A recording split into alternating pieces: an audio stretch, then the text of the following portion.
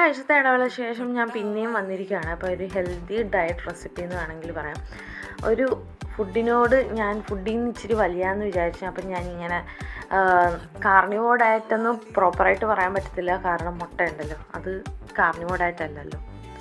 അപ്പോൾ മുട്ട വെജായിട്ട് കൂട്ടുന്ന ആൾക്കാരും ഉണ്ട്, കൂട്ടാത്ത ആൾക്കാരും ഉണ്ട്. സോ ഇന്ന് ഞാൻ മുട്ടയുടെ ആ ഒരു പ്രാന്തിലാണ് നിൽക്കുന്നത്. ദിവസം ഒരു 4 മുട്ടയെങ്കിലും ഞാൻ കഴിക്കും ഗൈസ്. അപ്പോൾ കാർബ്സ് ഭയങ്കരമായിട്ട് കുറച്ചിട്ടുണ്ട്, കാരണം എനിക്ക് എന്നെ തന്നെ കണ്ണാടിയിൽ കണ്ട ഇച്ചിരി വണ്ണം ഉണ്ടെന്ന് തോന്നിക്കുന്നുണ്ട്. സോ അതെല്ലാം എൻ്റെ ഒരു തോന്നലാണോ അതോ ആണ്, എനിക്ക് വണ്ണം ഉണ്ട്, അതെനിക്കറിയാം.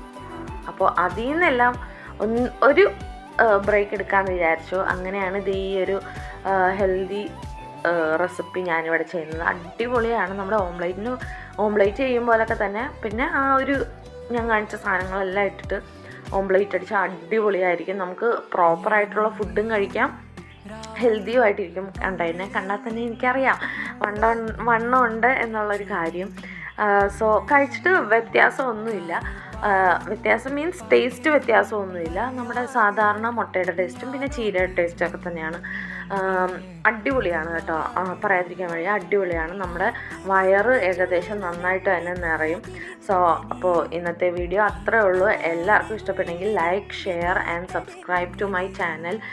എന്നും വീഡിയോ ഇടണമെന്ന് ഞാൻ ആഗ്രഹിക്കുന്നു. അപ്പോൾ ഇത്രേ ഉള്ളൂ. ബൈ.